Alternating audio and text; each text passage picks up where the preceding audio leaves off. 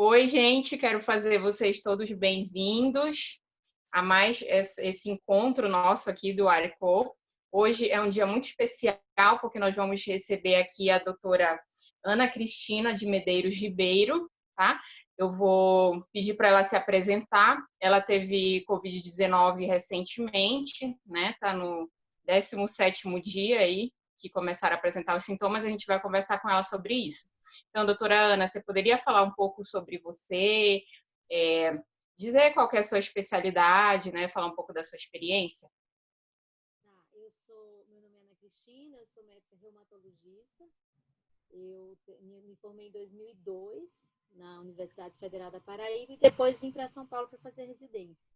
Então, acabei fazendo residência em clínica médica, né, medicina interna, depois eu fiz reumatologia e depois acabei ficando no serviço do Hospital das Clínicas de São Paulo, acabei sendo preceptora, depois passei no doutorado e hoje eu trabalho lá, principalmente, oriento alguns pacientes, organizo o ambulatório de artrite reumatoide e trabalho em outros hospitais também, tanto públicos como privados. Muito bom. Mas eu sou principalmente reumatologista, mas tenho ação em clínica geral também. Legal. Então, a gente está muito ansioso agora para saber sobre a sua experiência como, né, como paciente, né, também de Covid-19. Então, eu vou passar agora a bola para a Tati, que ela tem algumas perguntas específicas sobre isso, tá? Tati, pode falar. Isso. Oi, Ana, a gente está muito feliz de estar aqui com você. E a minha pergunta é simples: como você identificou os sintomas, como começou tudo isso a se desenvolver? Porque parece que foi não só com você, mas com toda a sua família, né? Esposo e pais. Então, como que se gerou esse cenário todo? E principalmente, como se difere os sintomas do Covid-19 para sintomas de uma gripe comum, né? Da influenza? Então, na verdade, tudo começou com o isolamento social. A minha sogra, ela mora quase continuamente com a gente, ela tem 79 anos, tem uma insuficiência cardíaca, e devido a essa complicação, ela fica muito aqui em casa, estava praticamente morando com a gente, para ajuste de medicação, passar com médicos, tudo. E com o isolamento social, a neura e o risco de eu passar para ela o coronavírus, né, ela adoecer de Covid, porque ela é do grupo de risco, tem 79 anos, tem diabetes, hipertensão, dislipidemia, então ela podia complicar, ter um quadro mais grave. Então a gente isolou na casa do meu cunhado, só que o isolamento para o idoso é a primeira questão aí. Às vezes a gente quer proteger e, na verdade, o idoso pode. Ela saiu daqui, ela sabia todos os remédios que ela tomava, super orientada, ela mesma controlava os remédios dela. E chegando lá, ela desorientou. Ela saiu da rotina, teve uma infecção de urina e, com isso, começou a fazer o que a gente chama de delírio, que é um tipo de confusão mental associada à mudança de rotina, que pode estar associada também a infecções, distúrbios de função renal, hepática, pulmonar, tudo. E então, 45 dias depois de isolamento, o meu cunhado liga que ela está com muita falta de ar, sonolenta, roxa, e a gente foi e a trouxe para cá. E precisou internar. Então, diante dessa gravidade, a gente precisou interná-la, ela não tinha febre, nada, e foi realmente tudo atribuído à infecção de urina, com o delírio, com a confusão no uso dos remédios e uma descompensação da insuficiência cardíaca. Ficou uma semana internada. Teve que ir para droga, na veia, ventilação, tudo. E aí saiu. Durante a internação, ela fez delírio, ela estava muito agitada, confusa. E aí, uma semana depois, teve alta. E a gente com muito medo dela pegar coronavírus no hospital, ter contato com coronavírus no hospital ou na nossa casa, porque eu continuei trabalhando. E aí ela, quando foi 5 dias depois que ela estava em casa, meu marido, ele estava fazendo até genealogia à noite, ela caiu, ela sincopou. Teve um desmaio à noite quando foi no banheiro, e a gente chamou o SAMU, fez as manobras para ela melhorar mais rápido, ela conseguiu voltar. Quando o SAMU chegou, ela já estava bem. Mas aí meu marido foi com ela para o hospital e nesse primeiro dia ele fez febre. Então ele ficou lá umas 6 horas no pronto-socorro com ela, fez febre. Voltou para casa muito cansado, com febre, dor nas juntas, mialgia, né, a dor no músculo. Passou 3 dias praticamente dormindo. A gente ficou na dúvida se era Covid, porque ele não teve tosse, ele não teve dor de garganta, ele não teve coriza, ele não teve nada. Ele teve febre, 2 picos, com mialgia, dor na musculatura e nas articulações. E muita sonolência. E a gente acendeu o alerta, será que é Covid? Então, qual que é a orientação? Você colheu o SUAB, o exame da garganta e do nariz, a partir do 3º dia. Então, o 3º dia caiu na sexta-feira, a gente, mesmo assim, ele estava sem sintomas, a gente nem sabia se dá positivo.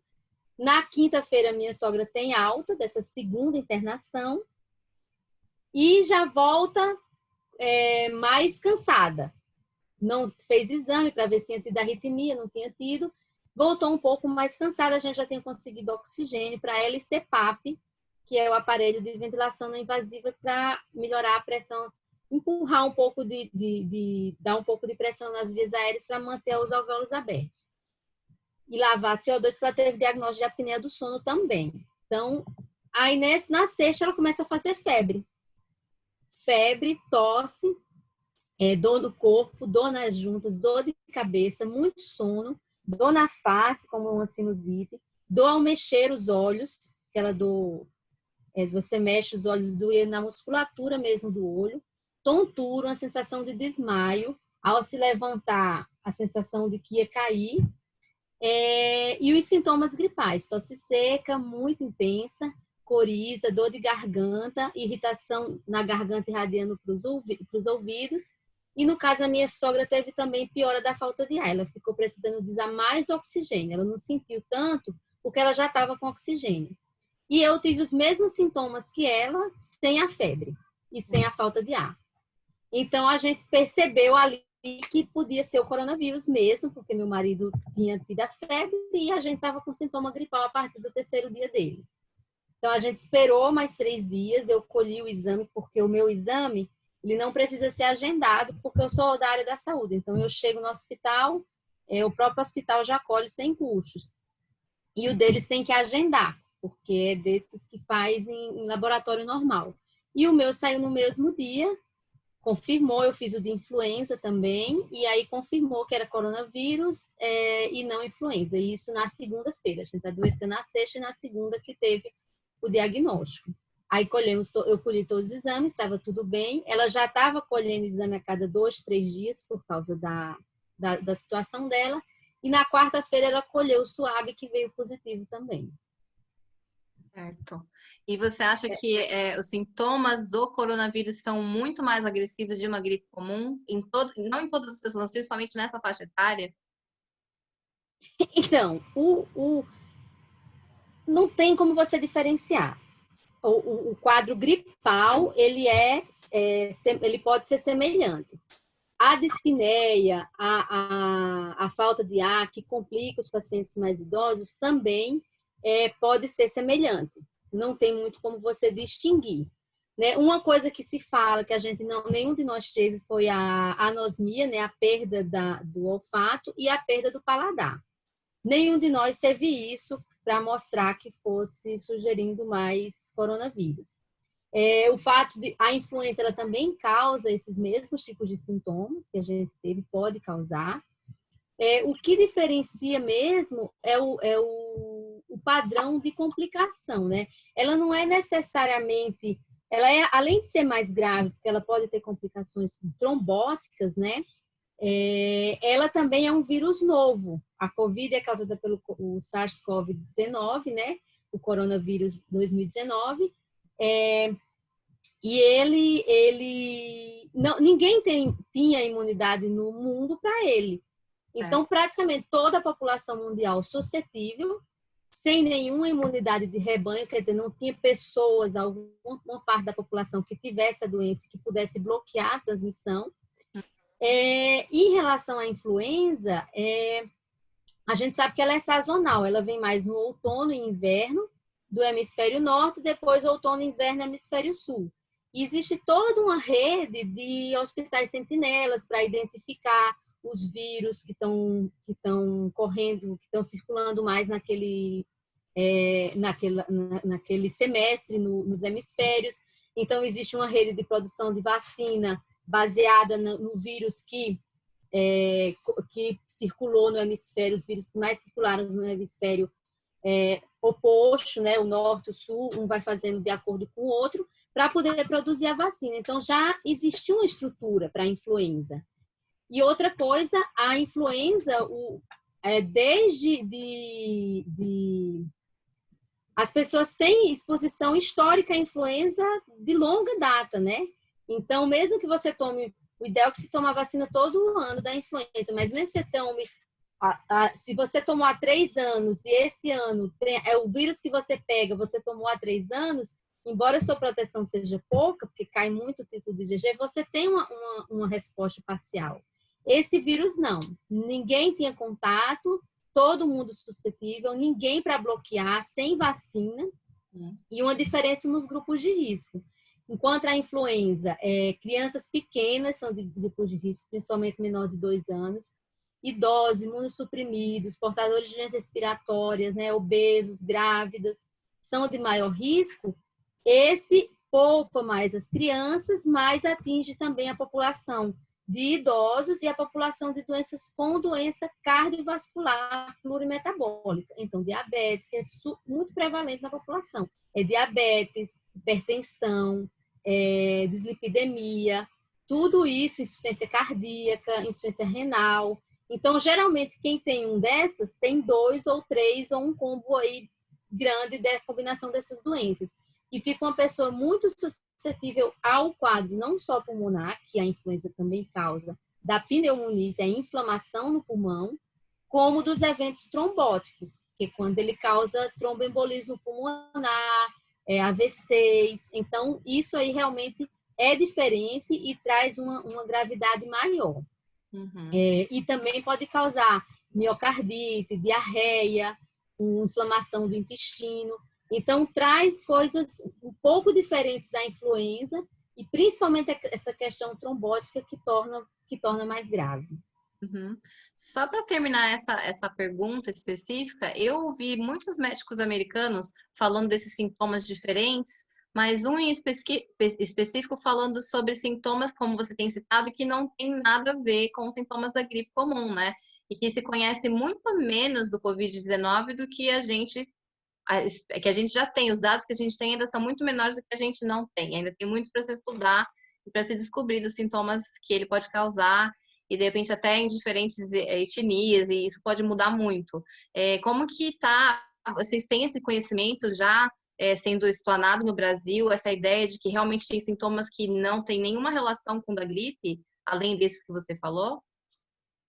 Também com colite, com sangue, fezes com sangue, que é uma coisa que a gente não vê comumente na influenza, né? E os fenômenos tromboembólicos. Você ter tromboses, você além de ter um pulmão inflamado, quer dizer, a membrana do pulmão que faz a troca gasosa inflamada, o vaso subjacente trombosado. Então, não tem como nem você dar oxigênio para esse paciente. Então, aumenta muito a gravidade dessa situação. O que tem sido visto também, mas muito raro, embora ele poupe as crianças têm quadros leves, às vezes uma gripinha mesmo, uma coriza. Meus 2 filhos menores, um espirrou 2 vezes e o outro escorreu o nariz. O mais velho que teve sintomas iguais aos do pai. Mas crianças pequenas podem desenvolver tardiamente uma doença autoimune chamada síndrome de Kawasaki, que também que tem grande gravidade, precisa internar, as crianças têm risco de morte. É raro, raríssimo, mas é uma coisa também que está sendo vista, que era extremamente raro, e com o aparecimento do Covid está sendo visto nos países de alta prevalência. Certo. Agora então, tá, doutora. Nossa, obrigada. Você já deu muita luz aqui nas dúvidas que a gente estava tendo. Agora eu vou passar para o Otávio, que ele vai continuar as perguntas. Otávio. Desculpa, eu tinha deixado no mudo. Ana, antes de perguntar aqui, eu queria saber como que você está. Você já está 17 dias, a sua sogra, o seu marido, Já está todo mundo bem depois desse tempo todo? Como que vocês estão? Sim, meu marido melhorou muito rápido, tanto que a gente resolveu nem fazer o swab dele, porque quando foi marcar já tinha passado o tempo do swab, a gente acabou fazendo a sorologia depois de 15 dias e veio positiva. Ele foi assim, 2, 3 dias deitado, mas a gente também confundiu, porque a minha sogra teve a síncope, o desmaio, 1 da madrugada. Então, ele foi para o SAMU, ficou lá até 5 da tarde, que foi quando a minha cunhada chegou para rendê-lo. Então, a gente achou até que era cansaço mesmo. Mas aí ele fez febre. O meu filho mais velho, ele demorou uns 7 dias para melhorar. E eu também. Eu e minha sogra, a gente também demorou uns 7 dias para ficar bem. Só que a tosse, ela não passa. Ela fica. Espera-se que ela fique um mêsinho, 1 mês e meio. Porque o meu marido e meu filho tiveram quadros leves. O meu foi considerado moderado, porque eu fiz pneumonia em 4 sítios do pulmão, me ausculta, alterou. Mas eu não dessaturei, não faltou oxigênio no sangue em nenhum momento. Não alterou nenhum exame de sangue dos que indicam maior gravidade. E a minha sogra, além da pneumonite, ela fez também, alterou todos os exames que indicam gravidade. Então, ela ainda está no oxigênio, mas ela já estava pela insuficiência cardíaca, mas ela tá, a cada dia ela diminui um pouquinho o consumo de oxigênio. E os exames estabilizaram. Então, a gente espera que talvez demore aí mais 1 mês para ela se recuperar totalmente. Então existe uma recuperação total. Ela não tem uma sequela assim conhecida desse vírus. Não, se tiver trombose, por exemplo, a trombose periférica, que ela não teve sintoma. Até porque a investigação da trombose é com contraste, é tomografia contrastada, que altera a função do rim. E aí você não consegue anticoagular, que é um dos tratamentos para evitar os eventos trombóticos em pessoas do grupo de risco. Então, ela já foi anticoagulada, e aí vai repetir os exames, o ecocardiograma, ver se ela fez, se tem sinais indiretos de que ela tenha tido trombose. Se ela tiver tido, se for trombose simples, não do pulmão, das pernas, por exemplo, são 3 a 6 meses de tratamento. E se for do pulmão, é de 6 a 9. Então, tem sequela. A trombose é o mais grave, porque a pneumonite, você fica inflamado sem conseguir trocar o oxigênio, trocar os gases.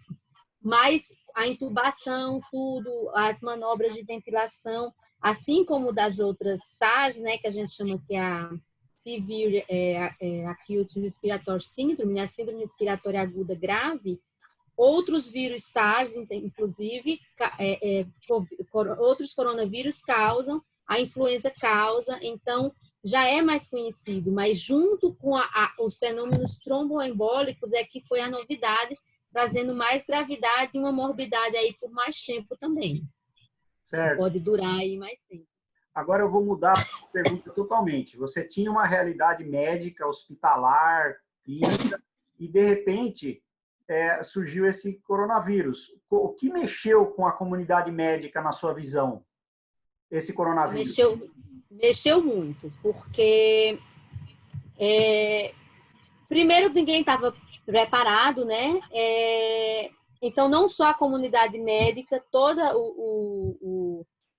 os profissionais de saúde, fisioterapeutas, enfermeiros, nutricionistas, todo o grupo de apoio de secretária, limpeza, todo mundo entrou num alerta, por quê? Primeiro foram canceladas todas as férias.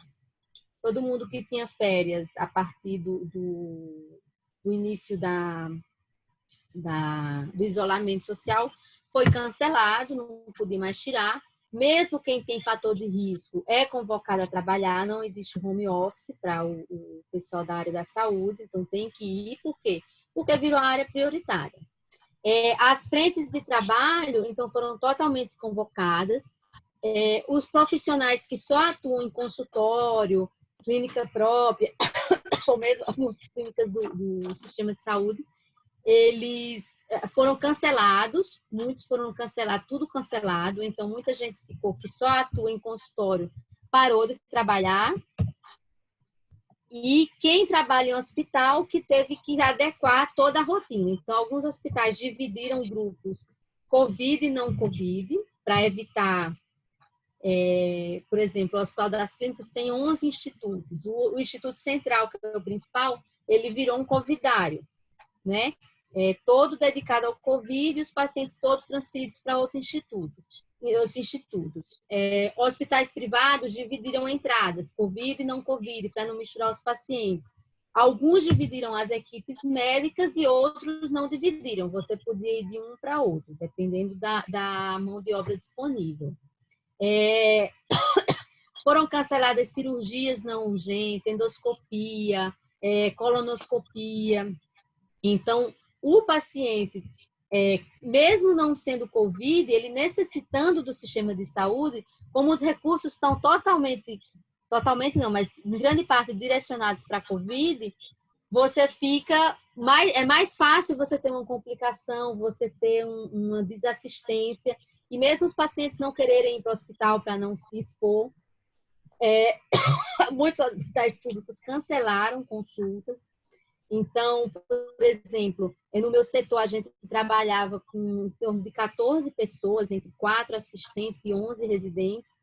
A mão de obra foi reduzida para 4 pessoas, de 14 para 4, e tendo que dar assistência, aí a gente começou um programa de telemedicina, ligando para os pacientes, sabendo quem estava bem, quem podia não vir na consulta, a receita era renovada automaticamente. Então, mudou tudo. Ao invés de você ver o paciente ou discutir o caso com o residente, você passa o dia ligando para os pacientes, sabendo quem está bem, quem é o melhor não vir para o hospital, e quem está mal tem que vir de todo jeito.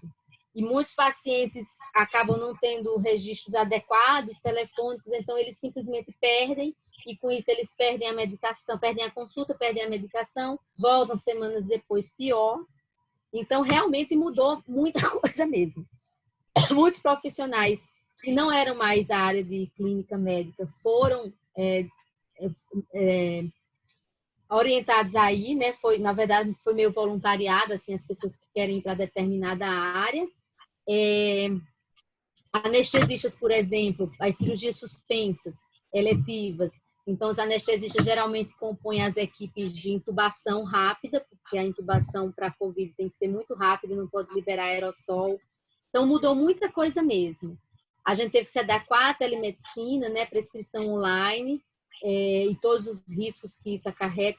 Paciente crônico que você conhece bem, você até consegue, mas pacientes novos, dependendo das doenças, você não consegue fazer por telemedicina. O funcionamento subótimo dos setores não COVID, né? Como eu falei, tudo mudou as regras, por onde passa, por onde não passa, qual que é a via, qual não é. E a questão psicológica também das incertezas quanto à possibilidade de exposição, né? Então, logo no começo teve ameaça de falta de insumos, tudo, mas depois se estabilizou. E assim, mesmo quem tem fator de risco, continuou trabalhando, pôde escolher assim que área ir, né, para ficar mais em telemedicina, mais nos grupos de apoio, não ficar em atendimento direto a pacientes com COVID. E todo tipo de arranjo familiar para poder também poupar os familiares. Então, eu, por exemplo, tenho a minha sogra que se ela pegasse, ela podia morrer. Então, a gente acabou mandando ela para outro lugar, mas foi pior.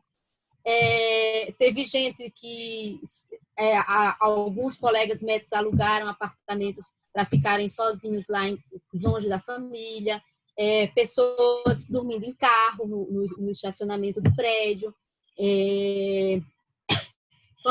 você tem que pedir para os avós que estavam com medo de ter contato com os netos, mas aí isolou a avó com o neto e o pai e a mãe tendo que trabalhar longe dos filhos durante toda a quarentena.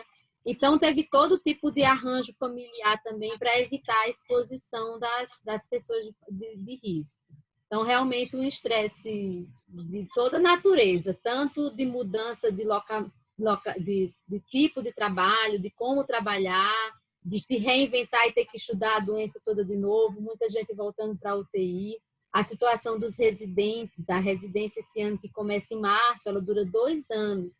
Os pacientes, os residentes têm 24 meses de residência, eles já perderam 3 dedicados ao Covid.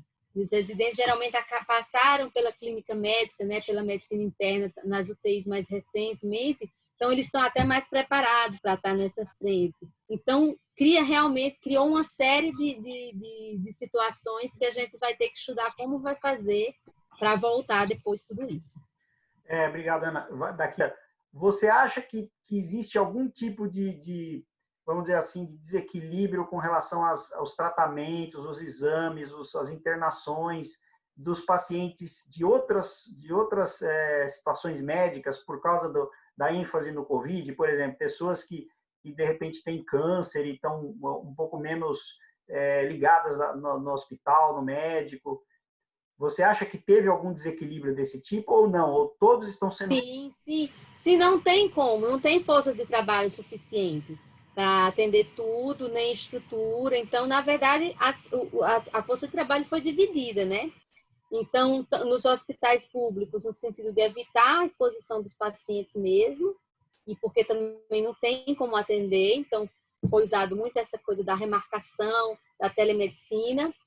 Hospitais privados estão sob risco de falência, porque eles ganham muito com as consultas, os procedimentos eletivos e tudo cancelado. Então, com certeza, os pacientes de outras doenças continuam adoecendo, continuam com necessidade de procurar assistência médica e não está tendo. Né? Uma coisa que diminuiu foram as outras síndromes respiratórias, principalmente infantis. Então, com o isolamento das crianças, as escolas não funcionando, a pediatria ela reduziu muito o atendimento em pronto-socorro. Está bem reduzido mesmo. Então, o que acontece é que em alguns hospitais, o Covid, por exemplo, ficou no lugar da pediatria. E a pediatria foi para uma área ínfima, porque o grande carro-chefe da pediatria nessa época são as infecções por causa da exposição na escola, né? Influenza, outros vírus de época de outono e inverno, que reduziu bastante. Então, com certeza, outras condições estão sendo negligenciadas por falta de mão de obra e mesmo os pacientes não querem ir. Ninguém quer estar em hospital, quer estar pisando em hospital, quer estar se expondo, porque sabe que o risco é grande. Agora, toda essa máquina médica de enfermagem, toda essa máquina de saúde, ela está girando a todo vapor por causa do Covid? Ou existe também uma certa ainda expectativa de que a coisa venha a piorar? No SUS, São Paulo já ficou muito perto da sua lotação. O que é que eles fizeram? Eles foram abrindo, eles conseguiram abrir os hospitais de campanha, né? E conseguiram abrir novos leitos de UTI em alguns hospitais. Então, na verdade, a gente foi vendo assim, abria de 10 leitos, aí lotava, abria de 10, abria de 10. No começo, ficou uma coisa meio marasmo, só esperando a bomba explodir. Mas aí ela explodiu mesmo e os hospitais públicos já estão aí com 70, 80. São Paulo, capital, chegou a 96% de ocupação dos leitos de UTI. É que eles conseguiram abrir novos, né? Então, os hospitais do SUS estão bem sobrecarregados, as UTIs estão perto da lotação. Os hospitais privados é onde realmente diminuiu bastante. Por quê? Porque tem o movimento Covid, mas não é tão grande. Muita gente perdeu convênio, já havia uma crise econômica, então muita gente já tinha perdido convênio, tem migrado muitas vidas para o SUS. Então, tem um movimento, mas tem a outra parte não Covid, que essa está totalmente parada nos hospitais privados. Legal, eu passo o tempo para a Samira, mas lembra, tem 5 minutos ou menos. Daí a gente... 5 minutos. Doutora, a gente vê muita gente da área da saúde, né, que perdeu a vida com esse vírus, né? A gente vê, eu vejo muito amigos e tal. Queria saber se você tem conhecidos seus que vieram a óbito por causa da Covid-19, enfermeiros, pessoal da área da saúde, gente que limpa o hospital, toda essa parte que lida diretamente com o vírus, você conhece? Pessoas que vieram a óbito? Não, diretamente não. A gente sabe uma pessoa ou outra que alguém falou, comentou, mas que eu conheço, sim, não. A gente sabe de pessoas conhecidas que ficaram em UTI vários dias, 20 dias em UTI, 30 dias de internação, principalmente pessoas mais velhas, na casa dos 60 anos, que já eram professores, renomados, tudo. Alguns desses ficaram muito tempo internados, mas que eu conheça pessoalmente, ninguém que faleceu na área da saúde, não. Então, ó, a próxima pergunta é uma pergunta assim, um pouco polêmica, tá? Mas você fica à vontade para falar o que você quiser, né? Mas eu vou jogar a pergunta que é a respeito do tratamento, né? Qual é o tratamento que você considera eficaz, né? Qual é o tratamento, se você puder falar, que você usou, que a sua família usou, e se existe algum tratamento que você... Não sei se você trata casos de Covid, né? Como reumatologista, não sei se você faria isso, mas que linha você usaria como tratamento, né? O que você receitaria para uma pessoa com Covid? Então, o que realmente tem salvado vidas é o tratamento de suporte. É o paciente que, na situação de falta de ar, ele é assistido com oxigênio, com ventilação não invasiva, com intubação, com fisioterapia, né, com o tratamento para evitar as tromboses, nos pacientes que apresentam sinais dos exames. Então, essas coisas, o suporte clínico, que tem sido mesmo o que tem conseguido salvar vidas, né? Então, por isso a necessidade de leitos de UTI e tudo. Os tratamentos para reduzir a reprodução do vírus, né? Então, muito se falou da hidroxicloroquina, mas depois saíram estudos mostrando que ela aumentou a mortalidade em pacientes internados. Então, a maioria dos países europeus que estavam fazendo estudos cancelaram. Por quê? Porque ela pode ter um efeito cardiotóxico e a doença atinge da arritmia também. Taquicardia pode dar miocardite, que é a inflamação do coração. Então, a hidroxicloroquina se falou muito por causa dos resultados em vitro, alguns relatos, em séries de casos, mas sempre com os controles adequados. Então, a hidroxicloroquina ficou uma coisa meio que quem quiser usar, discute com o médico avalia o risco, se tiver cardiopatia, se tiver risco de toxicidade cardíaca, arritmia, alargamento de intervalo QT, uma série de complicações. Então, por isso, não, minha sogra não tomou, aqui a gente não tomou. Aí existem os antivirais, os antiparasitários, né? Falando dos antiparasitários, então a gente tem a ivermectina e o anita, né? Que é a nitazoxanida. Então, a gente acabou tomando ivermectina, porque é um remédio que é para verme, para escabiose, piolho, né? Então, acaba que uma vez por ano, a cada 6 meses, a gente toma para prevenção, para tratamento de verminose mesmo, que eventualmente a criança adquira tudo. Então, como a gente já sabia que todo mundo já tinha tomado aqui, não tinha problema, a gente acabou tomando uma dose, mas assim, totalmente off-label, porque assim, sem recomendação específica, fora de bula, porque foi mesmo porque em estudos in vitro diminuiu a replicação viral. E está sendo estudado em alguns estudos aí do Ministério da Saúde. A nitazoxanida, que é o Anita, né, o referência, mas tem outras drogas similares, a gente até tentou tomar, mas dá muita náusea e diarreia. Então, a gente acabou desistindo. Tomou 1 ou 2 doses, são 6 doses. A gente tomou 2 doses e viu que não ia conseguir, e corria o risco de ter desidratação, diarreia e ele ser pior. Principalmente para minha sogra. Então, a gente tomou mesmo a ivermectina. A droga mais que até agora se mostrou eficaz foi o Remdesivir, né? uma droga que foi feita para tratar hepatite C, né, um antiviral, que foi tentado também na questão do ebola, quando teve os casos de ebola, que não foi eficaz, e que mostrou também diminuir a replicação do vírus in vitro. Então, teve 2 trials grandes já, americanos, que mostraram a redução da duração de sintomas em pacientes internados. Então, de 15 dias para 11 dias. Parece pouco, mas se pensar em termos de população mundial sendo acometida, você reduzir aí em torno de 25% o tempo de internação é bastante. Libera os leitos, né? Libera os leitos, aumenta a rotatividade do uso dos leitos. Não chegou a reduzir mortes, ficou na trave ali. Então, acredita-se que o estudo tenha sido até, que a gente chama,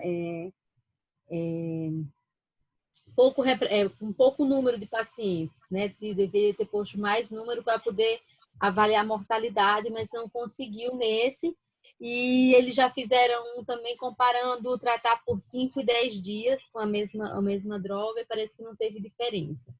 Então, é o que está sendo usado, já foi aprovado para uso, aquela aprovação rápida nos Estados Unidos, no Reino Unido, para pacientes internados, no Japão também. Aqui a gente ainda não tem. Mas, assim, o efeito terapêutico, embora diga, é uma droga eficaz. É eficaz, mostrou eficácia em reduzir o tempo de internação. Mas não quer dizer que quem toma fica bom, né? Que a população está no desespero do remédio assim, que eu vou tomar, vou começar uma gripe, eu tomo o remédio em casa e já fiquei bom, não vou nem internar. E não é a realidade, né? Então, não vai ter o remédio para o mundo todo, não vai ser para esses casos simples que não hospitalizam, vai ser mais para os casos graves hospitalizados e, infelizmente, a gente ainda não tem no Brasil. E vamos ver o que é que vai sair a mais, né? Ana, e aí tem outras drogas, diga. Vocês têm dados de mortalidade? Por exemplo, vocês recebem X número de pacientes por dia e vocês têm esse controle de números de óbitos, com certeza, né? Vocês têm já um cálculo de, mais ou menos, de taxa de óbito dos pacientes internados? A taxa de mortalidade, ela ficava ali em torno de 1 a 3%, mas muito supraestimada porque não está tendo dosagem de todo mundo. Então, na verdade, por exemplo, na minha casa, todo mundo teve, de 6 pessoas, todo mundo apresentou sintomas. A gente sabe que todo mundo teve. Mas o exame, por exemplo, para você fazer é em torno de R$300 aqui na minha região. Então, a gente não testou as crianças. Então, o governo só vê metade dos que infectaram, entendeu? Da mesma forma, vai morrer gente em casa, vai morrer gente sem saber que teve, que não conseguiu testagem, já morreu, inclusive. Então, essas taxas que são mais altas, essa taxa mais alta, ela reflete a falta de testagem em todo mundo. O que se sabe é que de 100 pessoas que pegam, 85 provavelmente vão ter casos leves a moderados, né? Uns 15% aí vão precisar internar e uns 5% que vão ter o quadro mais grave.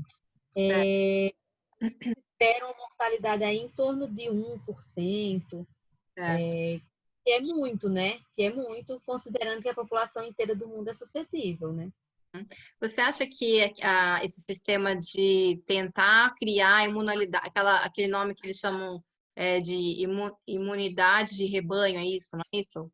Que você deixa que as pessoas realmente tiram a imunidade, nossa, não está vindo a palavra em português. Imunidade. De forma natural.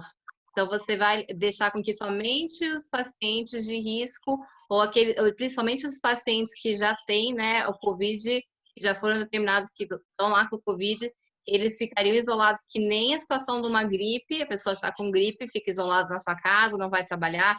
Você acha que seria eficiente ou você acha que o sistema, como está agora, está sendo suficiente, está sendo eficiente para que realmente não se espalhe? Como que é a tua visão com relação a isso? É eficiente? A imunidade...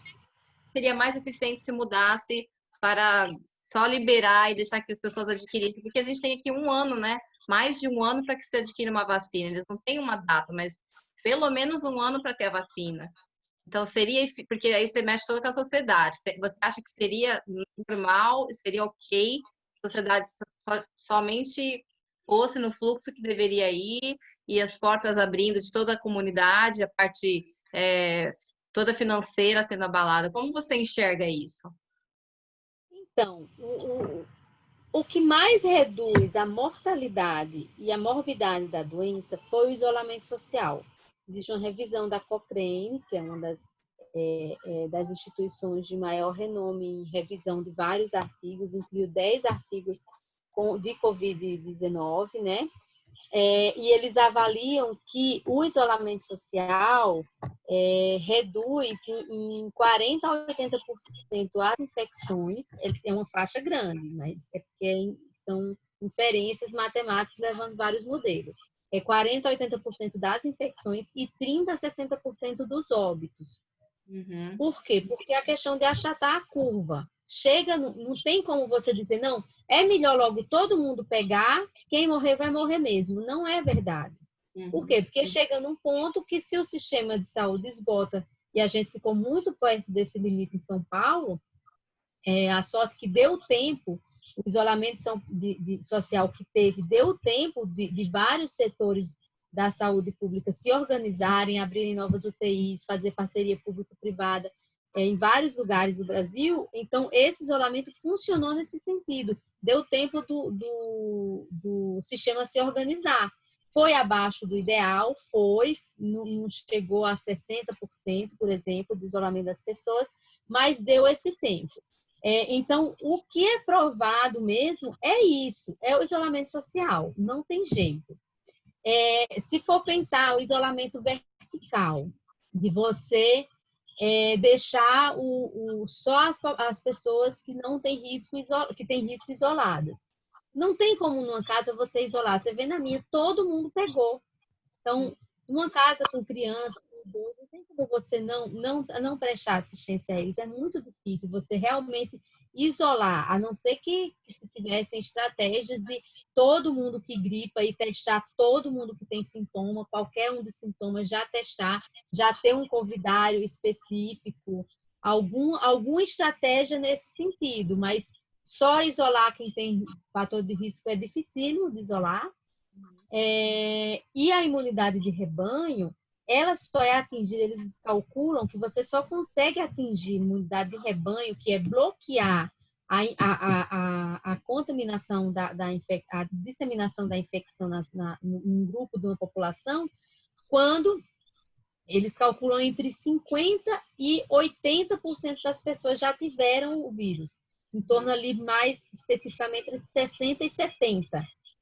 Então, é porque não se sabe nem a taxa de progressão. Se a taxa de progressão for uma pessoa pegar duas, é mais 50. Se for uma pessoa atingir 6, que é uma pessoa passar para 6, então, como nem todo mundo foi testado, nem esse dado se tem real.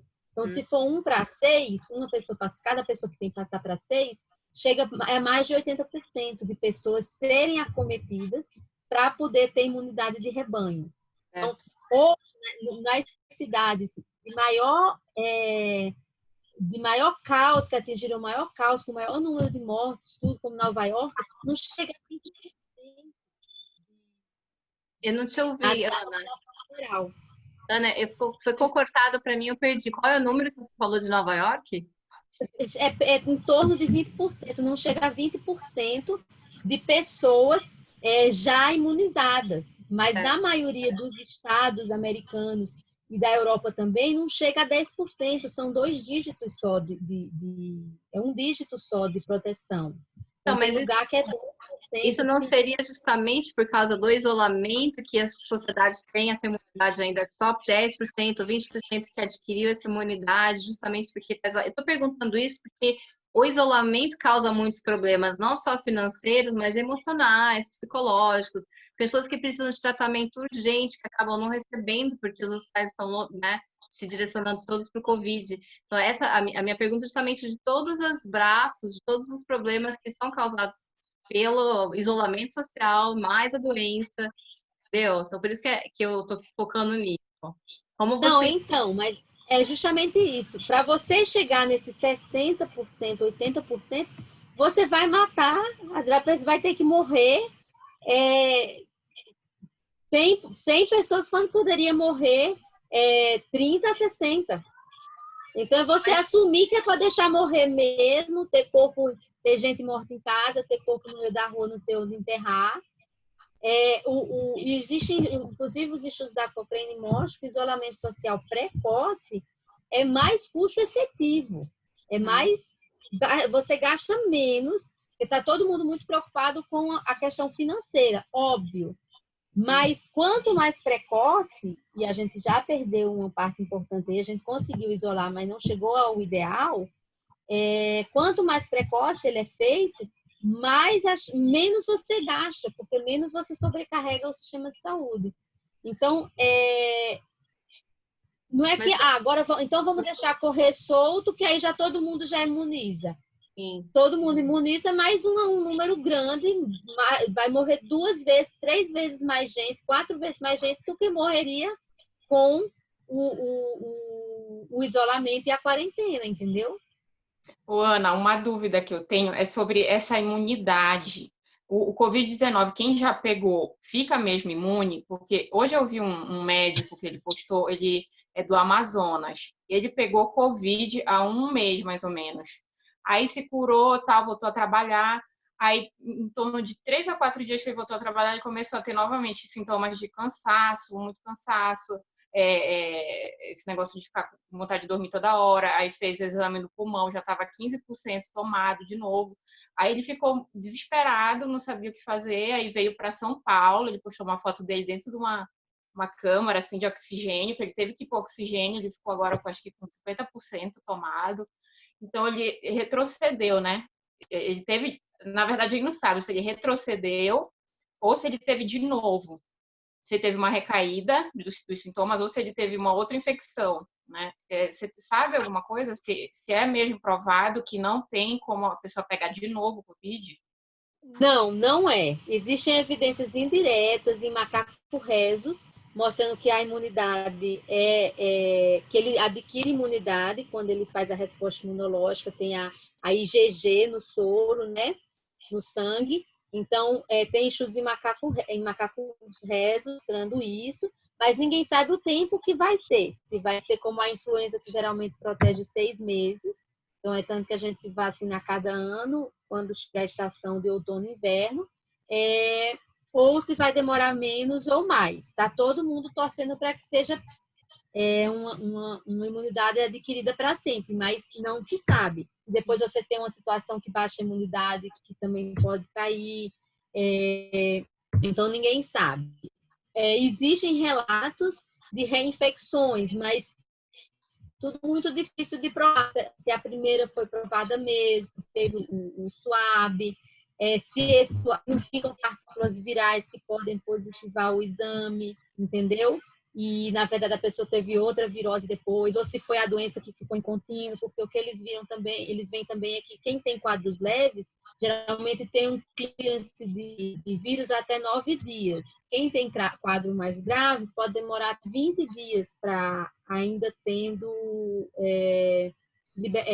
liberação de vírus. Então, até varia para você ser liberado para o trabalho depois, entendeu? Quem tem quadros mais graves demora mais, ainda eliminando o vírus. Então, não se sabe. Existem relatos da Itália, da China, de pessoas que teriam se reinfectado, mas assim, a gente não sabe porque os testes também são vários testes, não se sabe a possibilidade certa desses testes, quanto é falso positivo, quanto é falso negativo. Então, é difícil avaliar hoje, entendeu? Mas há evidências indiretas de que existe uma proteção, sim. Ana, não se sabe durante... Antes da pessoa ter sintoma, ela já está propagando o vírus? Sim, então, quando você tem aquele período de incubação, geralmente vai de 2 até 12, 14 dias. Então, quando você tem contato, a pessoa que teve contato fica afastada 14 dias, né? Mas geralmente é depois de, em média, de 5 a 6 dias que você tem o contato que você desenvolve o sintoma. A transmissão, o período de transmissibilidade, geralmente é 2 a 3 dias antes de você ter sintoma. Então, você pode estar assintomático, se você teve contato, você já está podendo liberar. E aí você começa o sintoma, ali os primeiros dias de sintomas são os que tem mais liberação também, até uns 6, 7 dias por aí. E outra Mas para você, até 9 em quadros leves e até 20 em quadros mais graves. Você falou da questão do isolamento, tudo. A gente olhando nos gráficos do Ministério da Saúde, parece que já está uns 10 dias mais ou menos constante o número de mortes por dia, de 1.000, 1.100. Você acha que estabilizou ou ainda pode subir muito mais? Então, o Brasil, são muitos, né? São muitos Brasis. Então, em São Paulo, por exemplo, capital, eles argumentam até esse plano novo aí deles, de liberação gradual, que há 4 semanas está em torno de 250 óbitos por dia, como se tivesse atingido um platô. Só que, assim, a imunidade ainda das pessoas, muito pouca gente ainda adquiriu o vírus, então o risco é de que se você fazer liberação da circulação, tudo, isso comece a aumentar. Então, eles vão tentar se basear no número de casos, no número de UTIs disponíveis. Então, se começa a chegar perto da lotação, volta atrás com isolamento.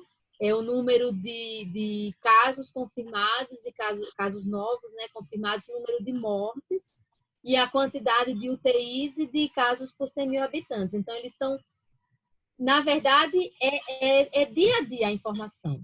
O que se sabe é que São Paulo está mais ou menos estável, atingiu um platô, mas ninguém sabe se tiver a liberação, se vai subir ou não. Muitos estudiosos estão dizendo que vai subir e que vai ter que ter lockdown, que, na verdade, está se cedendo mais a uma pressão econômica, mas que depois, quando vir que vai estourar mesmo, vai ter o lockdown. Mas a gente não tem como saber. É só só acontecendo, vendo o dia a dia para saber. Agora, em São Paulo, por exemplo, aumentou no interior. No começo, em abril, quase a totalidade dos casos em São Paulo. Aí foi começando a pipocar nas cidades do interior. E, se eu não me engano, no começo dessa semana, 25% dos casos do estado já eram no interior. Então, enquanto o interior está ascendendo, São Paulo parece estar estável. Então, por isso que eles estão tentando fazer essa liberação de acordo com a zona, com a situação. Mas cabe aos prefeitos decidir. Então, o medo é que, com a liberação, dependendo de como seja, volte a ter mais casos, né? Não tem porque como muito fazer difícil. Uma previsão, né? Porque as cidades não são isoladas, né? Não tem muro, não são burgos. As pessoas transitam de uma cidade para outra. Então, é difícil, né? São Paulo tem muita gente que mora em cidade, faz cidade de dormitório. Sim. Então, é muito difícil. A maioria das pessoas que estão estudando bastante acham que São Paulo e Rio vão se abrirem, vai acabar indo para lockdown, para ter que fechar tudo depois, entendeu? Mas a gente não sabe. Ana, uma pergunta. Como você vê a parte psicológica da população nessa situação isolada, principalmente os idosos e as crianças, né? Que eu acho que seriam lá os 2 extremos que seriam provavelmente mais abalados. As crianças que precisam desse contato social para se desenvolver, para desestressar, para sentir que o cenário está mudando, e também para os idosos, né? Sai daquela coisa que parece que todos os dias são iguais, que você está sempre na quarta-feira, parece que tem final de semana, começo de semana. Como que isso impacta a parte de depressão, pessoas com tratamentos, como a gente falou, né, por exemplo, diabéticos, até mesmo suicídio? Essas taxas devem estar aumentando muito, né? Vocês têm esses números? Qual que seria a solução para esse problema, né? Qual seria algumas sugestões para uma melhora emocional da população? É muito difícil mesmo, as crianças, principalmente filho único, crianças com idades muito diferentes. A gente vê que, geralmente, famílias que têm mais crianças, as crianças estão... Os meus se voltar à escola, acho que eles vão achar péssimo. Eles estão totalmente entrosados, não estão sofrendo com nada. Agora, eu imagino que filho único, crianças que ficam mais sozinhas, a gente tem pessoas que os dois provedores da casa, o pai e a mãe, eles são da área da saúde, então não tem com quem deixar o filho, às vezes se separa, deixa o filho com os avós e não vê mais nenhum deles. Então, realmente, o isolamento leva a questões psicológicas graves. No nosso caso mesmo, minha sogra entrou em delírio e ela saiu sabendo todos os remédios, ela dizia de cor a hora que ela tomava cada um e voltou pré-intubação, entendeu? Então, é muito difícil mesmo avaliar. Existe essa questão também.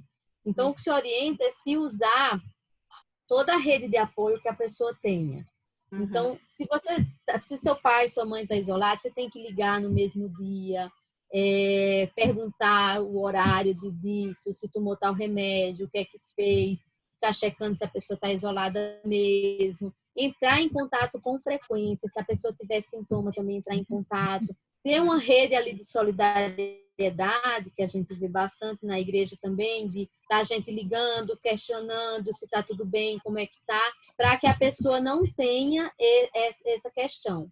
Mas a questão da depressão tem sido muito relatada, eu não tenho números oficiais, não sei, até porque acho que essas pessoas nem estão passando em consulta para ter diagnóstico, nada, mas pessoas que dão suporte, pastores de igrejas, bispos, como a nossa igreja, têm relatado muito esse problema da depressão em idosos, né? Assim como a questão da violência doméstica também, às vezes, quando o casal fica em casa muito tempo e Estresse muito alto, sim. Eu ouvi duas sugestões muito legais para esse problema emocional, de que uma coisa é você tentar manter a sua vida nos horários da sua rotina normal, como se você estivesse numa rotina onde não existe quarentena. Você acorda a hora, você vai dormir a hora, você se veste, não fica de pijama o dia inteiro, pode até colocar uma maquiagem na cara, tentar fazer a sua rotina como era o melhor possível, e também de manter um diário. Então, eles falam assim, que se você manter um diário, principalmente numa situação dessa, onde está o mundo inteiro passando pela mesma situação, para contar para os seus descendentes o que você vivenciou, traz esperança de que haverá futuro, porque essa falta de noção de tempo, sabe, as pessoas precisam se agarrar, principalmente as crianças, precisam se agarrar, por exemplo, aos pais. Os pais trazem segurança, né, emocional, e de repente eles se enxergam nessa situação onde os pais não têm mais, eles não trazem mais segurança emocional, eles estão totalmente, né, sem estabilidade. Então, isso causa muito sufoco em todo mundo. Então, eles dizem que você criar esse hábito de criar um diário contando a tua história na pandemia te traz uma sensação de esperança de que haverá um amanhã e de que você vai deixar um legado para o futuro, que sempre haverá pandemias na história do mundo. De que se a sua geração futura, se estiver numa pandemia, eles têm acesso à tua história e como você vivenciou tudo aquilo. Então, achei muito legal eles colocarem assim, você numa situação de vamos resolver o problema, vivendo a vida o melhor possível, da melhor naturalidade, né? Dentro da melhor naturalidade, deixando um legado. Achei bem interessante isso. Legal. Oi, gente, eu tô vendo aqui que a gente já falou bastante sobre Covid. Vocês têm mais alguma pergunta específica sobre Covid? Ou a gente pode passar para outra parte? Vamos passar para outra parte, né? Só mais uma pergunta bem rápida, Ana. Você tomou aqueles remédios anti-vermicidas, né? Você tomou com alguma combinação com algum outro remédio? Eu tomei a azitromicina, porque o quadro inicial de uma virose, ele é muito difícil de você avaliar, separar de uma pneumonia que a gente chama por germe atípico, que seria a indicação da azitromicina. E como o exame meu só saiu no quarto dia do Dona Jacira, só no sétimo, ela fez no sexto, saiu no sétimo, você perde a chance de tratar se, na verdade, não for Covid, for influenza ou uma pneumonia, um quadro por germe atípico. Então, a azitromicina eu tomei também, a azitromicina. Não, dona já teria minha sogra teria indicação de ter tomado o Tamiflu, mas o Tamiflu só dá nos postos. Então, ela adoeceu na sexta à noite, sábado, na segunda eu já colhi meu exame, que aí o de influenza saiu na hora. Como eu não estava com influenza, eu inferi que ela também não estava. E aí veio o Covid positivo, ela não tomou de influenza, mas o paciente grave, ele teria que tomar, com risco, né, de complicação, ele teria que tomar influenza, talvez assim, a critério médico, né, principalmente quem interna, e avaliar se tem pneumonia associada e eventualmente tomar um antibiótico. Mas nada disso é pro vírus mesmo. É para diagnóstico diferenciais ou complicações, né?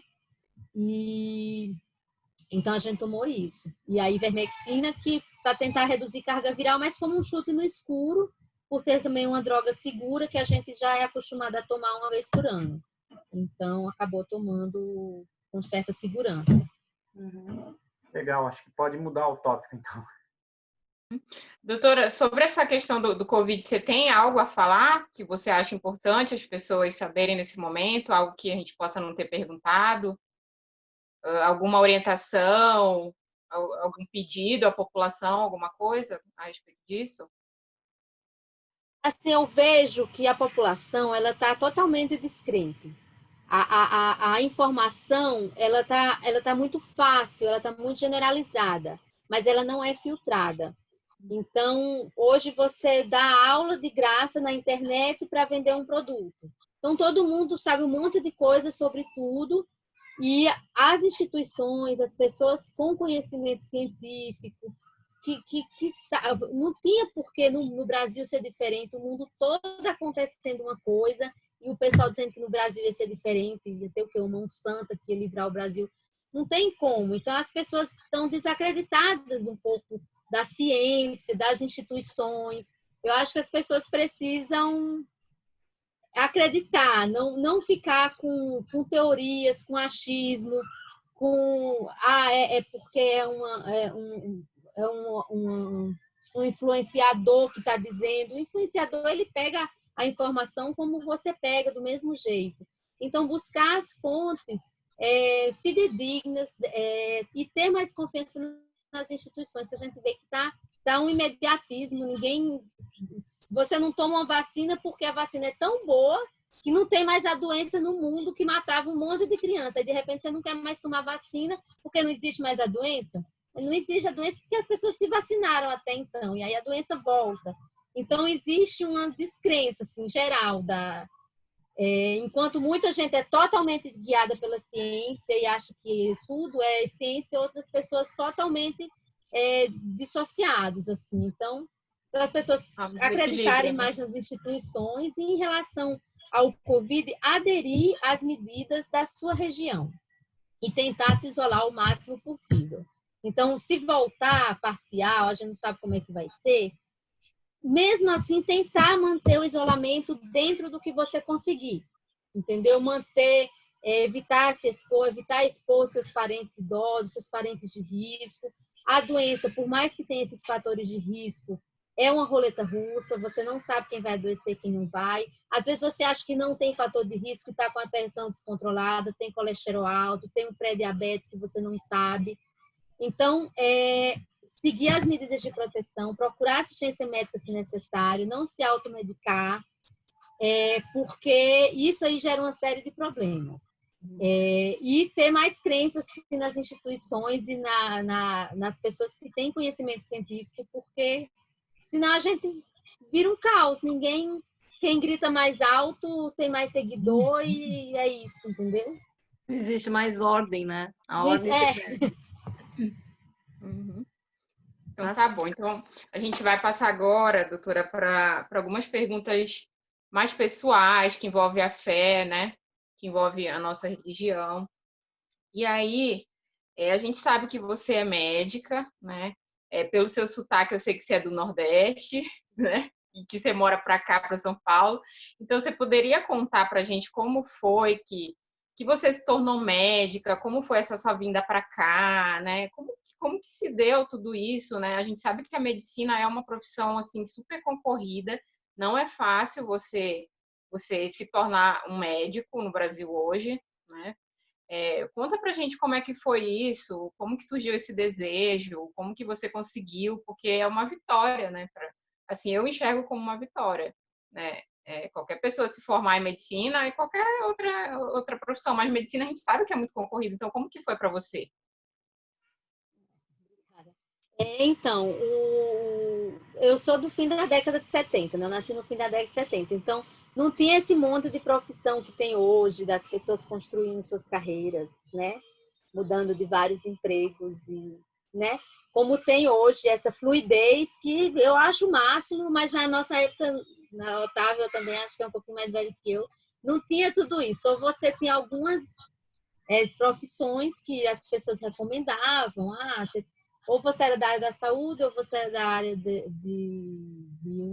humanas e para a área de direito, ou você era engenheiro de alguma engenharia, que também era tudo num bolo só.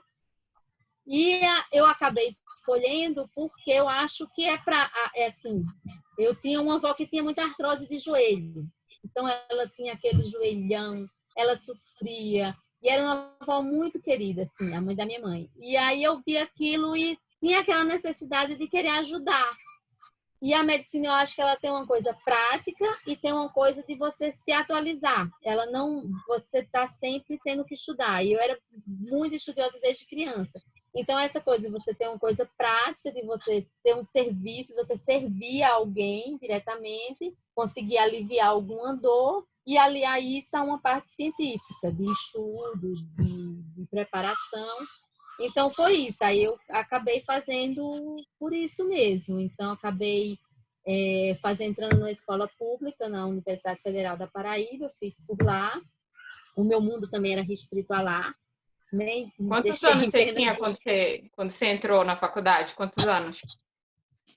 Acho que 17, né? 16 no segundo ano, 17 no terceiro, né? Mais ou menos. Isso. Você entrou cedo, né? Você passou Eu rápido. terminei, eu já entrei direto. Eu entrei direto, não tinha. Depois que começou essa coisa das pessoas fazerem por vários estados, né? O pessoal do Ceará, mais ou menos, que tinha mais essa tradição de sair por vários estados do Nordeste fazendo. Então, minha turma tinha muito cearense. Mas eu passei lá na Federal da Paraíba, fiz por lá mesmo. Aí depois, na capital, né? Porque eu sou do interior da Paraíba. Então, em João Pessoa, aí a mente vai se abrindo mais. Aí você sabe que a melhor escola do país para estudar residência médica, todo mundo fala que é a USP, aí vamos fazer na USP, para tentar fazer a residência, prestar para São Paulo, que é o melhor lugar, mais estruturada a medicina.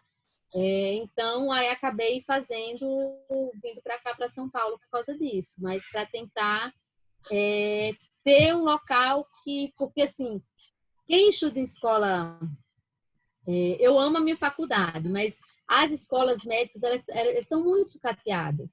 Então, você tem aquele sonho de...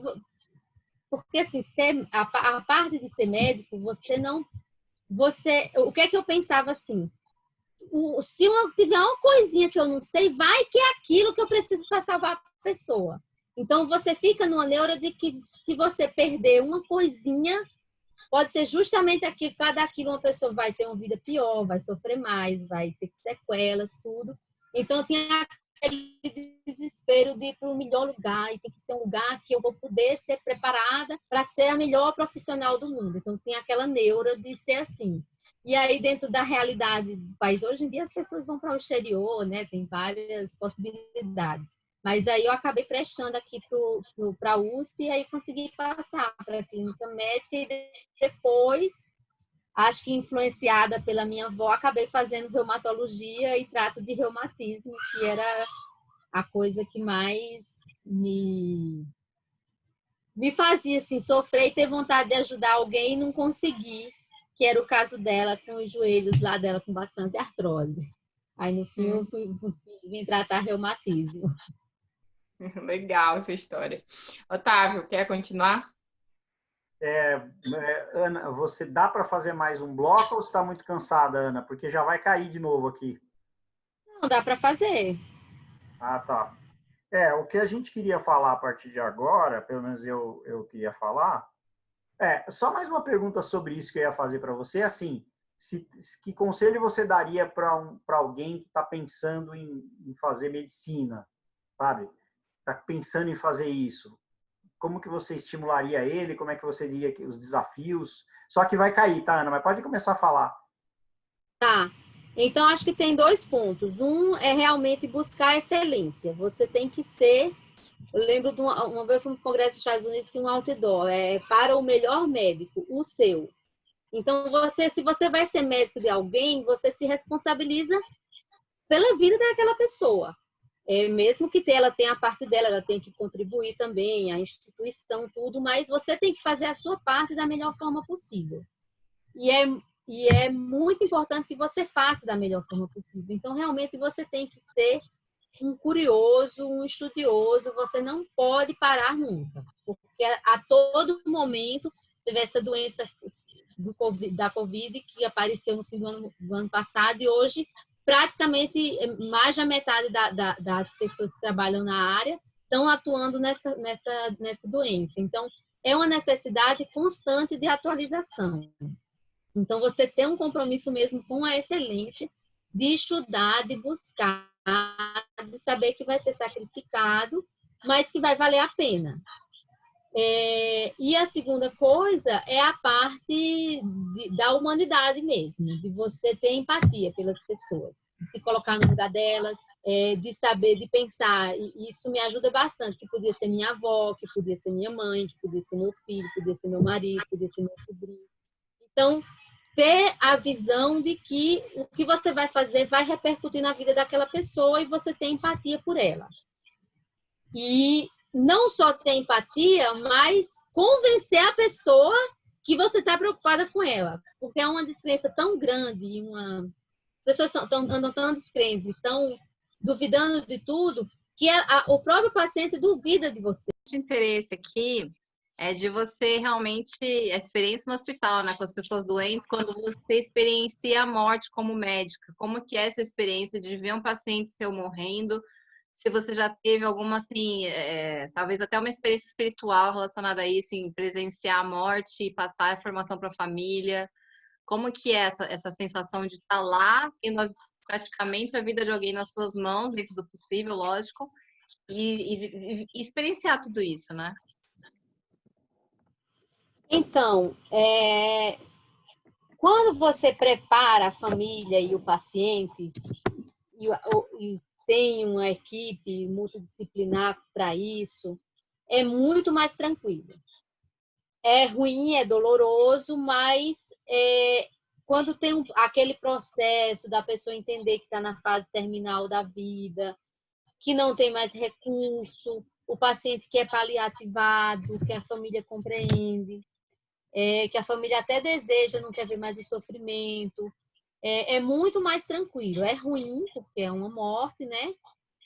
Mas principalmente paciente idoso, que não tem mais opção terapêutica, ou mesmo paciente jovem, mas, por exemplo, eu trabalhei muito tempo em um hospital que tratava câncer de rim, essas coisas, de tratura telial. Então, quando existe o preparo e a pessoa sabe que está num processo, é muito mais tranquilo.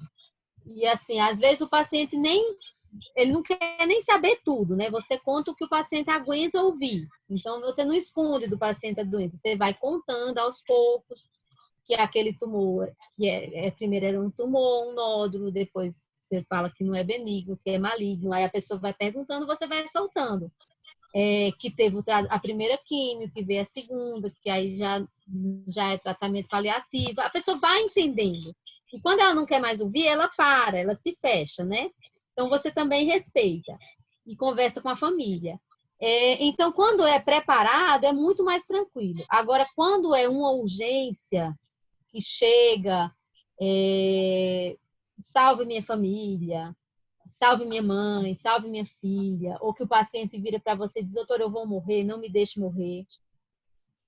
Aí é bem estressante, é difícil, assim, porque você sente o peso da responsabilidade, fica uma coisa mais Então, eu como clínica, eu não vejo muito trauma, que trauma é bem traumático para a equipe, inclusive, que vê, porque chega a pessoa desfigurada, mas a gente lida muito com sepse, né? A sepse, a infecção generalizada, e aí o paciente demorou muito para chegar no hospital, passou mais de 3 dias em casa, já chega no estado avançado, ou tem muita doença associada, trato muito imunossuprimido, com reumatismo, né? Artrite reumatoide, lúpus. Então, o fato de ser agudo é o que faz doer mais, assim, tanto na família como para você dar uma notícia de morte. Então, é muito ruim. Geralmente eu conto a história, digo, olha, ele chegou aqui, ele estava assim, já estava muito grave, a gente fez isso, fez aquilo. Eu meio que conto o que foi sendo feito para a pessoa ter não chegar e já dizer tudo. Preparando a pessoa. Isso, você vai preparando e aí a pessoa, você conta que o paciente infelizmente não resistiu, que estava muito grave, ou que foi para a UTI, mas aí na UTI não resistiu. Então, o fato de ser agudo, assim, de ser instantâneo, sepse, trauma, um infarto, é muito mais traumático do que uma coisa que vem se preparando. Mas não é bom, não é bom ver a morte, assim, é bem desagradável, não é. O que está se preparando, né, que vem paliativando tudo, geralmente ele morre ali de uma forma serena, mas muitas vezes ele já não está ali conscientemente, né, já está sedado. Então não é uma coisa assim, não tem como romantizar, não é bonito, é a morte, entendeu? A pessoa que foi perdendo mesmo as funções. E o que é agudo acaba sendo muito técnico, né? Você sente o peso da família, a família chega chorando, pedindo para fazer tudo, ou a própria paciente. Para mim, dói mais quando o próprio paciente pede, quando o paciente me pergunta se vai morrer. Assim, eu vou morrer, e aí você está preparando, está dizendo que vai entubá-lo, para ele ir para a UTI e tal, e aí ele vira que vai morrer. Aí eu acho que é a pior parte, é quando o paciente lhe pergunta se vai morrer e você não pode dizer que não, né? Nem que vai. Aí eu falo que vou fazer tudo que for possível, que a gente vai fazer tudo, que vai passar um tubo para ele respirar melhor, para tirar aquela angústia, para tentar recuperar. E aí, às vezes, não são muitas vezes, mas é ruim. Uma morte assim aguda estraga assim, o plantão, você fica meio abalado. Uma curiosidade com relação a isso é como as pessoas que sabem que estão morrendo, como elas reagem. Você já chegou a ter alguma conversa, assim, tentando analisar mais o lado emocional, psicológico, como eles estão passando, aceitando essa situação? E se eles já abriram as situações de que realmente é importante na vida deles, né? Eles se vendo nessa situação de que, olha, é o meu fim. Já chegaram a se abrir com vocês ponto e falar, olha, eu sinto que minha vida foi boa, foi ruim, eu poderia ter feito isso é importante, isso não é importante. Você já chegou nesse ponto de relacionamento com algum paciente? De oncologia, não, porque eu não faço muito, né? E como oncologia, eu não sou oncologista, então eu não tenho esse contato com oncológico. Mas pacientes, por exemplo, com doença intersticial pulmonar, tem uma fibrose pulmonar que já está com oxigênio, porque a falta de ar é uma coisa angustiante, é uma das coisas que mais pioram a qualidade de vida de qualquer coisa. Que se você comparar com qualquer outro sofrimento, ele sempre põe a falta de ar como um dos piores, assim.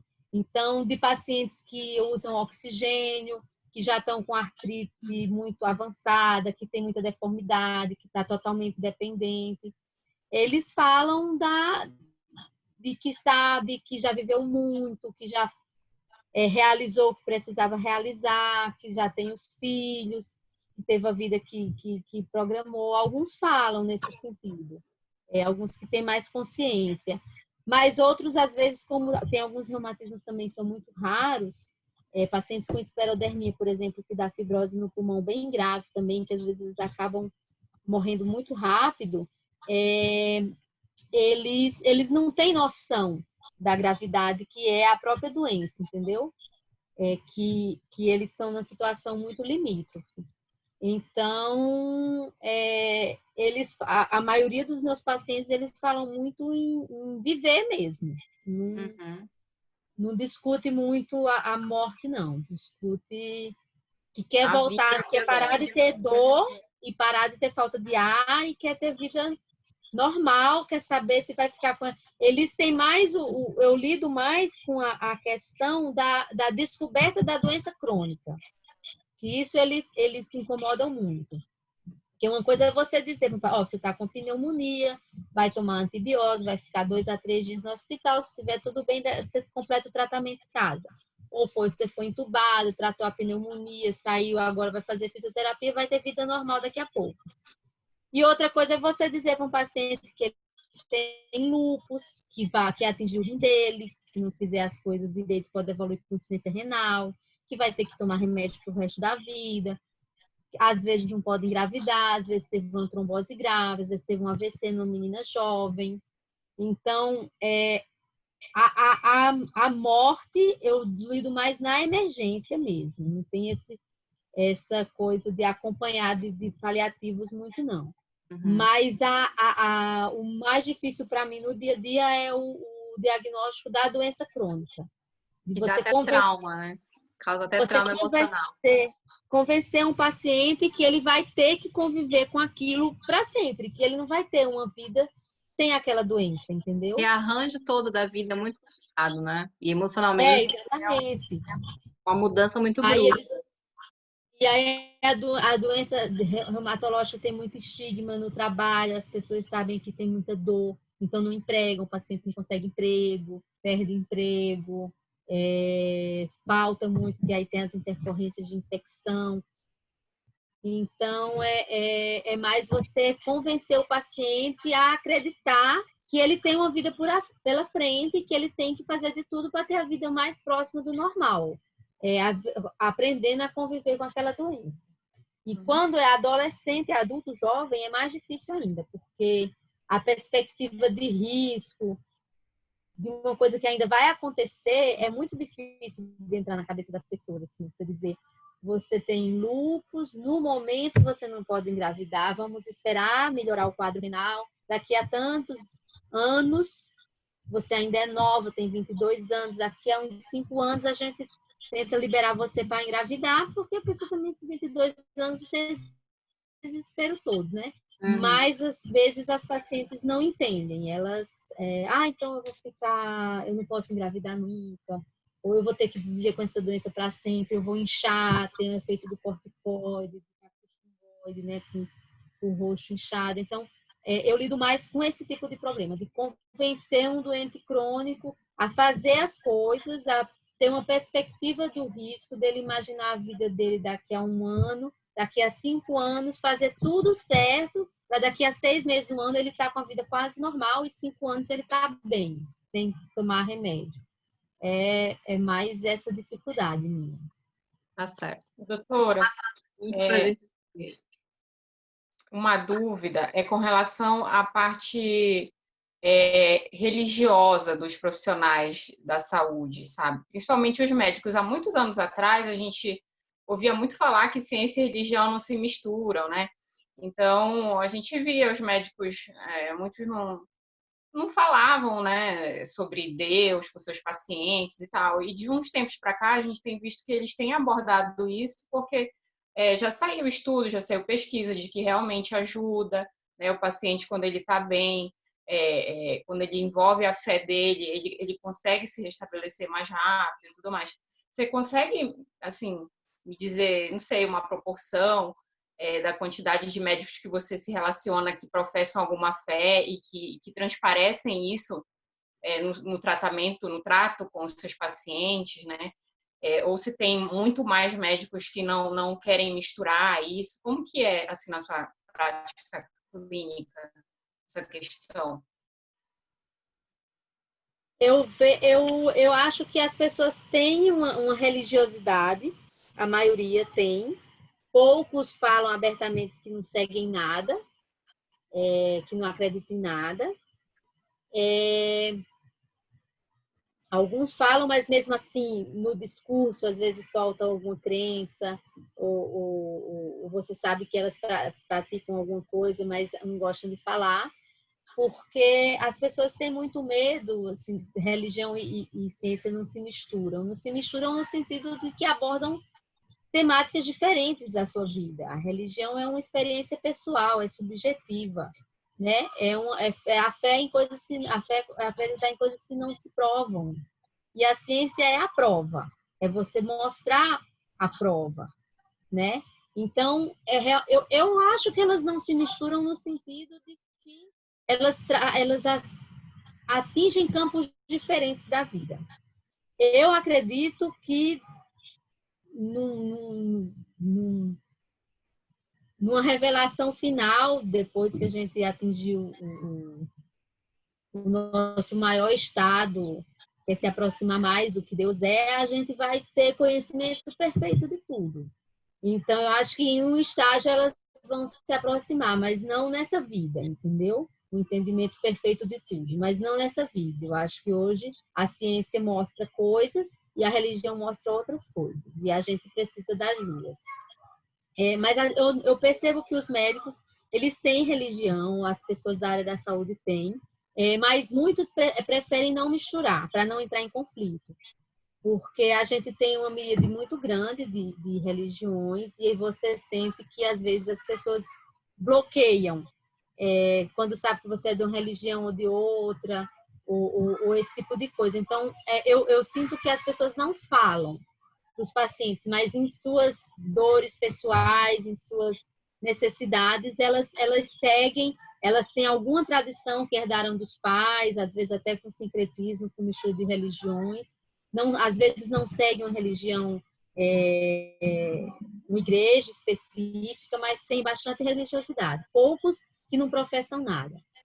E em Mas termos assim, de... quando o paciente ele fala de Deus, por exemplo, não numa religião específica, mas de Deus, né, que ele acredita em uma força sobrenatural que pode ajudar ele a se recuperar e tudo mais, e ele começa a falar isso numa consulta, assim, qual é a postura que você adota ou que os médicos que você vê adotam? Vocês deixam A isso de maioria das lado? pessoas, inclusive eu, a gente incentiva, porque é um motivo da pessoa enxergar alguma missão que ainda tem para fazer. Muitos pacientes ainda falam que tem uma determinada missão dentro da religião dela, ou que acreditam em Deus e numa vida após morte. Então, o consolo da morte. Os parentes também, no consolo na morte de um paciente. Então, quando o paciente fala, você escuta, você tem alguma troca, você não entra em dogmas nem em detalhes, mas você tenta fazer com que aquilo realmente conforte. Ou dentro da doença, da realidade dele, ou de uma realidade de morte, de perda de alguém, né? Mas uma coisa que eu vejo muito é que os homens religiosos, porque o reumatismo, às vezes, as doenças reumatológicas inflamatórias, né, sistêmicas como artrite reumatoide, lúpus, esclerodermia, às vezes elas deformam, elas mudam a aparência por causa do uso do corticoide. Algumas dão deformidades bem impressionantes, deixam a pessoa inválida, dependendo de fazer diálise, com dificuldade de trabalho, às vezes tem muita dor e a pessoa que lida com aquilo não vê a dor. Mas eu vejo que as pessoas que têm religião, eu vejo os casamentos não serem tão facilmente desfeitos. Eu tenho até vontade de fazer um estudo sobre isso, sobre o impacto das religiões nos maridos manterem os casamentos e cuidarem das esposas até o fim, sabe? Uhum. De terem um carinho maior, quando tem religião, quando sabe que a parceria do casal não é só entre eles, tem Deus envolvido. Então eu acho que isso aí ajuda bastante.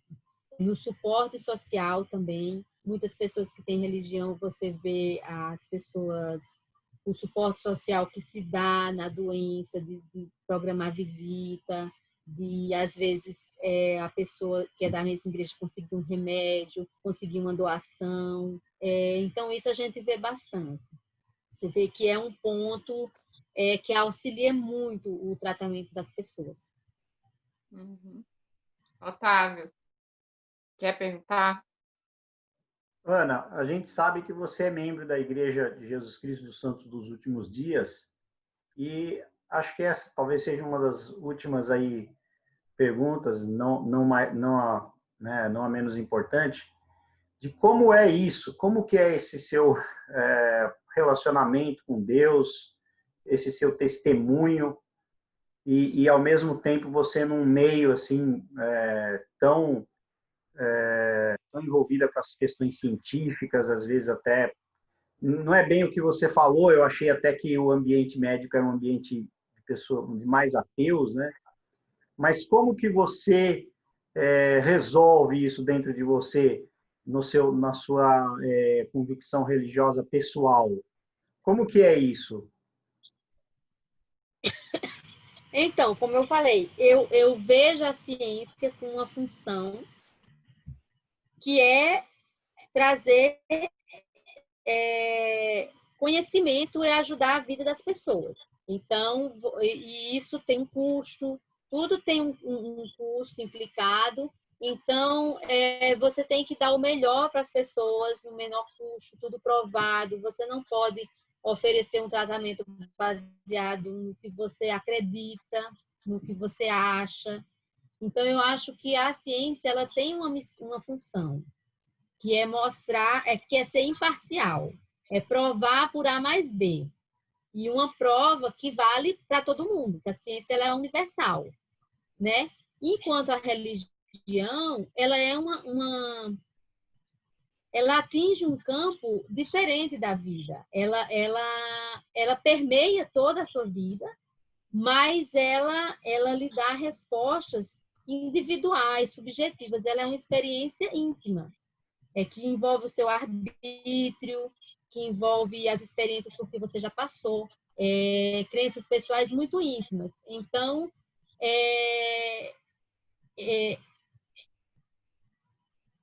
eu vejo a religião como um testemunho que eu tenho pessoal de coisas que eu não consigo provar, mas que eu experimento, que eu sei que aquilo para mim é a mais pura verdade porque eu sinto aquilo, eu tenho um testemunho espiritual, eu vivenciei aquilo, mas eu não posso forçar outra pessoa aquilo, nem posso dizer que para ela tem que ser exatamente daquele jeito. Então, enquanto que com a ciência, como ela é universal, ela é aquilo mesmo. Não tem a discussão de tentar se achar uma resposta, mas a ciência é questão. A ciência é você questionar, questionar, questionar, questionar até atingir uma coisa. Enquanto a religião, você questiona, mas você tem uma resposta que não se prova, que ela é pessoal. Então, é uma prova que é subjetiva, que se eu encontro com uma pessoa que não acredita em nada disso, ela até faz galhofa, né? Então, eu vejo de uma forma que eu consigo conciliar muito bem as duas, porque eu acho que através da religião, da minha fé, eu sou uma pessoa melhor. Eu tenho mais empatia pelas pessoas, eu frequento a igreja, eu vejo pessoas de todas as classes sociais, eu vejo pessoas de todas as raças, eu olho para uma pessoa, independente de como ela seja, eu sei que, para os olhos de Deus, ela tem o mesmo valor que outra pessoa em outra condição. Então, a religião permeia a minha vida em todos os aspectos e me torna uma pessoa melhor para exercer melhor a minha profissão. E não entra em conflito, porque, como diz no Evangelho, por hora vemos como espelho. Então, a ciência, para mim, é um jogo de espelhos em que a gente está tentando buscar uma verdade, mas que vai chegar uma hora que nós vamos ver face a face. Então, tudo aquilo que a gente buscou nessa vida de realidade, de como é que funciona, dos cálculos, da física, da medicina, da biologia, de tudo, uma hora a gente vai ver como é de verdade. Não através de espelhos, nem de testes, nem de provas. A gente vai simplesmente saber como é, porque a gente vai ter a visão se a gente puder, né, se a gente merecer, vai ter a visão que o Senhor tem de nós hoje, né? Então, assim, a ciência é a busca do homem por respostas objetivas. A religião é uma busca de uma coisa muito mais subjetiva e íntima. E eu fico... para mim é muito difícil as pessoas se revoltarem com uma e com outra, porque para mim as duas são fundamentais. Uhum. E você já teve alguma experiência espiritual íntima, assim, com um tratamento com algum paciente, claro, assim, mas só você com você mesmo, de buscar o Senhor por uma solução, ou pedir uma ajuda dos céus e aquilo se concretizar? Você teria algum testemunho, alguma experiência para contar para gente sobre isso? Tenho. Não tenho, até penso em alguns casos específicos, mas o conflito humano aparece muito na área da saúde, principalmente em pronto-socorro. Existem muitas situações de conflito, de cobrança, de conflito mesmo, de cobrança, de acusação. Então, uma das primeiras vezes que eu tenho acabado de entrar para a igreja foi usar a oração mesmo para me acalmar e para saber como resolver um conflito pessoal com um familiar que tem problema de saúde mental, essas coisas.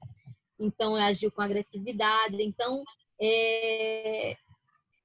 eu uso muito a religião para ter calma, buscar a companhia do Espírito Santo e ter calma para resolver as situações de estresse dentro da profissão. E eu uso muito, às vezes, com casos difíceis, que eu não sei para onde ir, ou que depende muito de muita coisa, da estrutura do hospital, da gravidade da doença, a doença é muito grave, e a gente não tem como não se envolver, às vezes, com um paciente muito grave, um lúpus grave no cérebro, no pulmão, e você tratando, e eu faço oração pelos pacientes, eu levo os nomes dos pacientes para o templo para ter oração. Eu acredito que a fé tem uma influência nessa vida, e eu faço toda a parte da ciência, mas eu busco a parte da fé também. Então, tem vários casos de pacientes que... porque tem até aquela coisa, provou que é um milagre. Não tem como você provar que é um milagre. Não tem, porque você não é 100%. A medicina não é 100%. Não é você dar um remédio e a pessoa vai ficar 100% curada. Ela pode tomou um remédio, teve uma hepatite fulminante e morreu. Entendeu? O remédio que curava a doença inicial. Ou então, nem tomou um remédio e se curou sozinho. Também tem casos assim. Então, não tem como você provar que foi um milagre. Mas o milagre, ele pode acontecer porque o paciente foi tocado a buscar socorro em tempo suficiente, porque o paciente caiu na mão de um profissional que soube resolver a questão dele, porque ele caiu, porque surgiu uma vaga para o paciente que não ia ter. Eu acredito muito nos milagres que são feitos pela mão humana, que as pessoas buscando o seu melhor acabam sendo instrumentos de Deus para salvar vidas, para nesses milagres. E acredito muito na oração também, modificando cursos de doenças também. Então, eu tenho exemplos tanto de pacientes que estavam gravíssimos, estava tudo sendo feito. Eu não sei como é que ia ser. Não tenho como eu provar que é um milagre ou não. Mas eu sei que a minha fé e a fé de outras pessoas me ajudou a suportar aquela situação e ao paciente melhorar.